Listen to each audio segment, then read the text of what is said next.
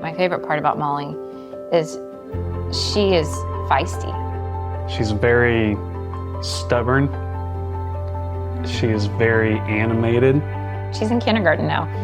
And if you'd ask her classmates and her teacher and her friends and all of our family, other than that scar on her chest, Molly is very normal. And it's easy to forget that there's anything different about her heart, because clinically she's thriving.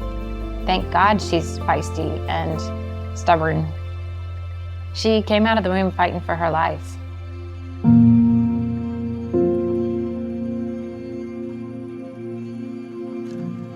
For the first 24 hours, we thought everything was fine.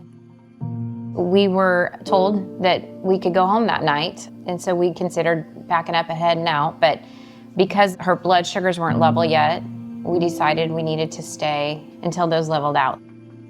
That evening, about 30 hours after her birth, the nurse came in. She started doing the oxygen sats on her legs, and Molly's oxygen had dropped, and her left arm and her legs, the blood pressure was quite different from her right arm. So they knew there was a concern. Never once did we think it was going to be heart-related. We didn't realize at that point just how serious her condition was. They had her on oxygen and they were running tests to find out if it was, they thought probably her lungs or something, and sent us back upstairs to try to get some sleep.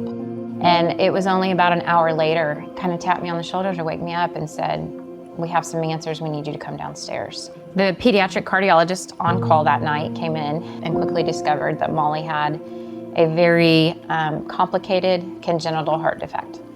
Here we are with what we thought was a perfectly healthy baby, and we're told we need to make some quick decisions. She needs to be airlifted to a major hospital in order for her life to be saved at this point. It was clear that time was of the essence. There was a sense of urgency.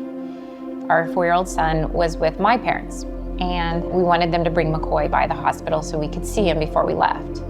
And that was one of the hardest moments. We had a 4-year-old son who had prayed for a baby sister, and you pray for this little girl for years and years. He had just held his baby sister the night before, and we're looking at him and saying, "We have to go, and we don't know how long we'll be gone, but you'll be in good hands." And at that point, we didn't know if we'd bring his sister home to him. We arrived at the hospital due to her diagnosis, which was interrupted aortic arch type B. The arch of her heart was never formed. They were going to place a stent in her PSD. The stent would allow her time to get bigger, get stronger. Then they could evaluate how she's doing over the summer. Here we've been in a hospital with trained professionals taking care of her. We've held her when we can, but we have not done the essential care. And then they say, take your baby home, and you have to do this, this, and this, keep her alive, and bring her back healthy and strong, and we'll open her heart as soon as we can. So that was hard. It was overwhelming. And then when we brought Molly home, I went to pick up McCoy, and he didn't know we were coming home. We surprised him. Ryan was sitting on the couch with Molly, and when we walked in, McCoy just had the biggest smile I'd ever seen. And he just held her and held her and held her that night. McCoy has always been Molly's biggest fan. He is a very good big brother. He protects her. He's learning more and he understands more about Molly's heart. It's not going to get any easier because Molly's now starting to ask a few questions. She doesn't understand how different her heart is. When we were in the hospital, I remember looking at the pediatric cardiologist and I said, "We were supposed to take our baby home last night." And she just kind of nodded and I said, "We would have woken up this morning and she would have been gone." And she just kind of confirmed. She didn't say much, and I said, "We would have lost our child and it would have been considered SIDS. That's wrong." And I remember being told at one point by her medical team that had it been McCoy just 4 years prior, it may have not been caught. We understand that the research was crucial in Molly's story.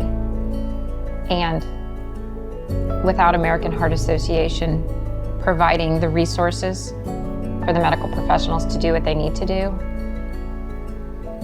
we wouldn't have our daughter today.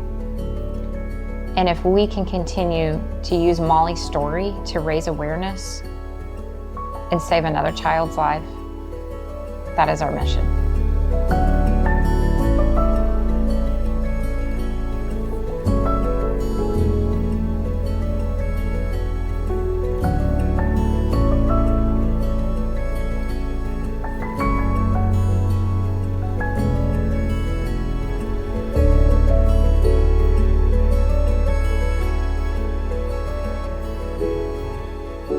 Because of the American Heart Association's commitment to research, we have our daughter today.